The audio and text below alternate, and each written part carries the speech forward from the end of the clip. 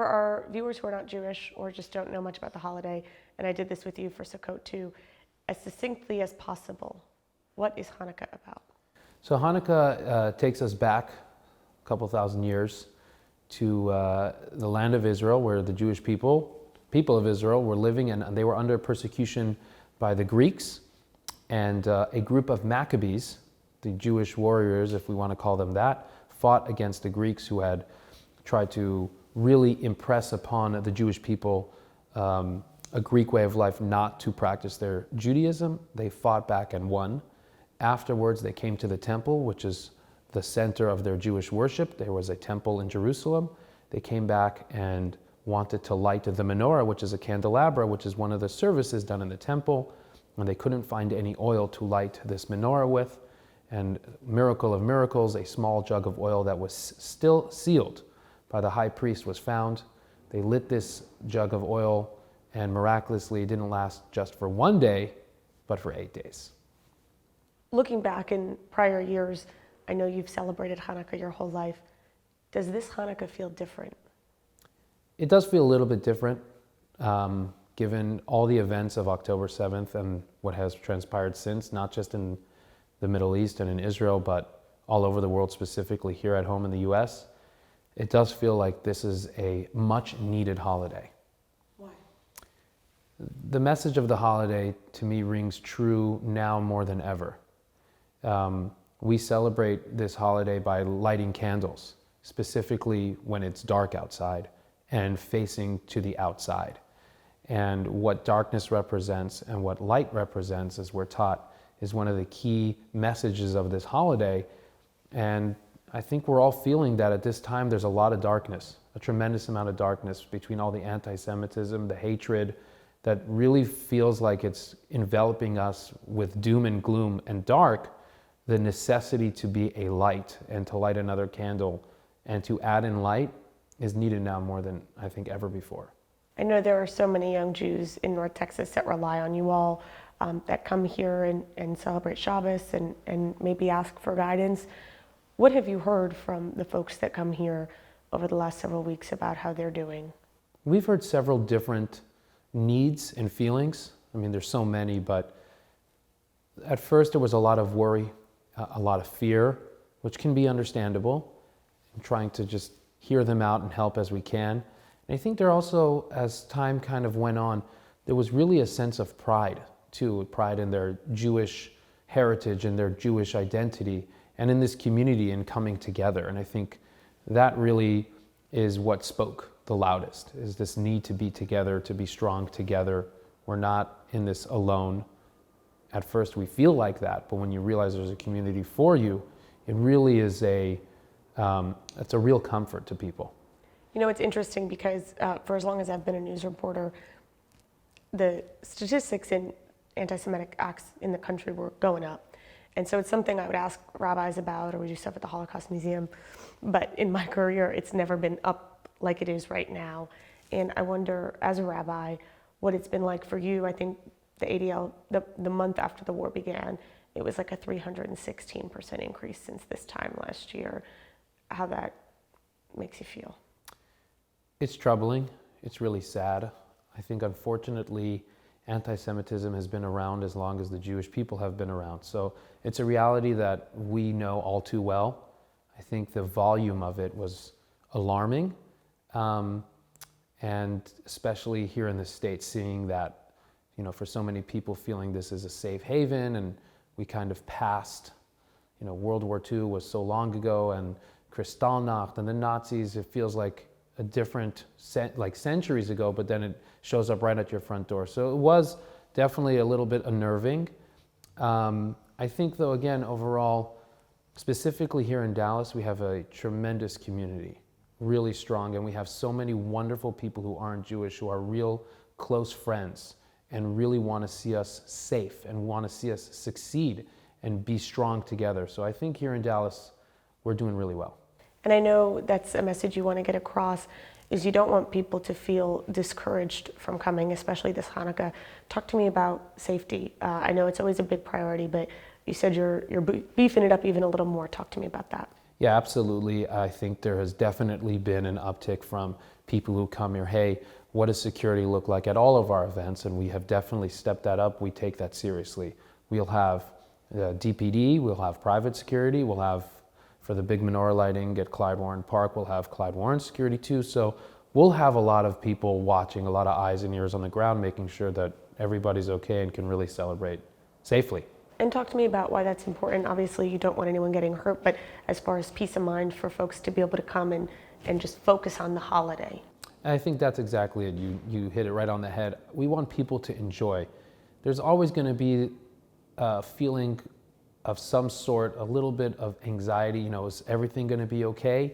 And the more that we can do so that people can feel that things are okay, and then they can just, so to say, relax and just be present in the moment of what we're celebrating, that's really important. It's always important, but again, after October 7th, that's really important.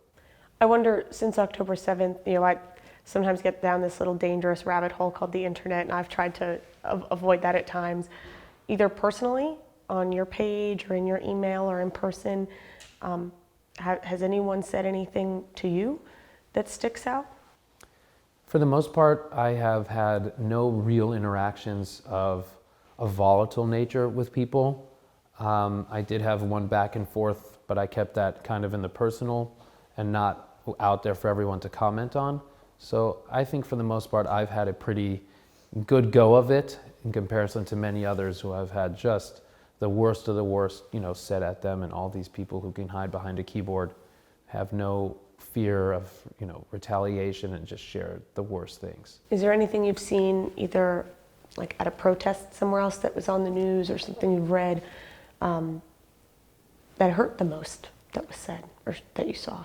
Yes, there was a protest not too far from here, actually, off of Turtle Creek and Lemon, and that got a little rowdy, and we had some community members who were nearby, and they sent me footage, and it hurts. It hurts to see such hate like that, and it hurts to see people Turtle Creek brought and up. Lemon isn't Emmanuel, is it? Where No, the that's Nazis actually were- Hillcrest and That's Northwest Hillcrest, Highway, that's right. which was also pretty upsetting to see. And it's right there. It's right there in your backyard, and it hurts to see people filled with such hate, such baseless hatred.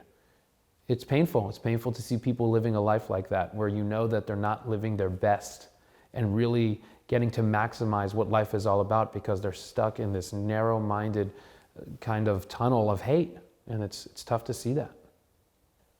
I always love the term, and you used it to me in a text the other day about something else, but I love the term Hanukkah miracle.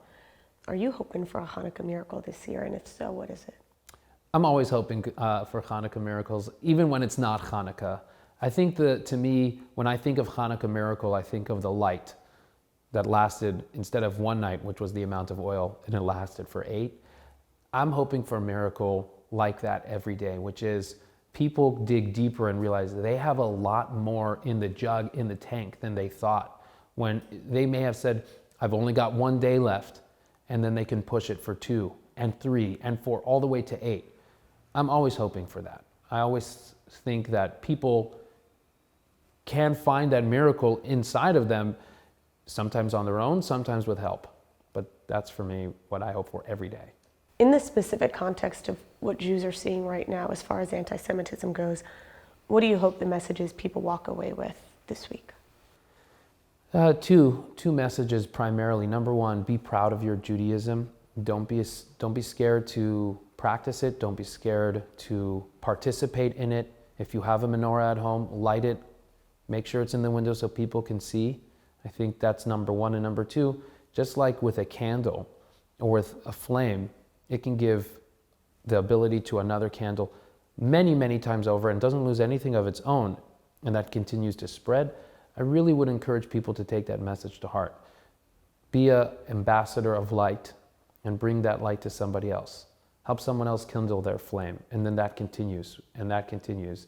And then the next thing you know, we have a whole bunch, we have a whole city, a whole community of menorahs, lit all over town. I think first you got to validate their feelings, and everybody feels differently, and their worries are based on many different factors. And I think if I'm trying to kind of coax them out of it or perhaps see things in a different way, I just really encourage them to say, hey, we live in one of the safest cities probably in the whole world. We're in an amazing town, and you should take advantage, if anything now, more than ever, to really be there.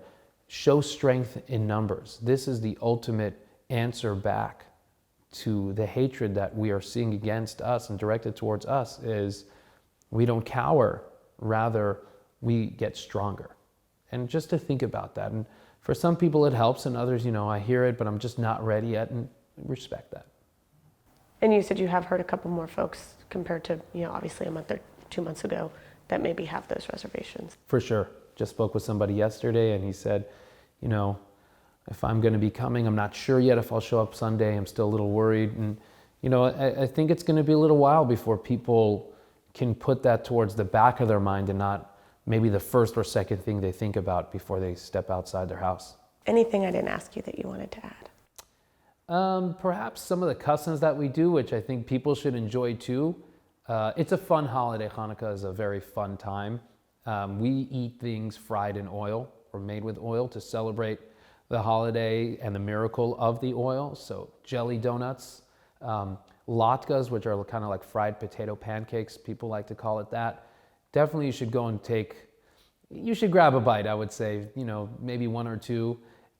We also play with a little dreidel, which is like a top that also commemorates some of the creative ways that the Jewish people dealt with living under this kind of Greek rule that really impressed upon them no Judaism, which is a fun game also for the kids especially. And I think these things are important too, tradition, but customs really help make a holiday fun.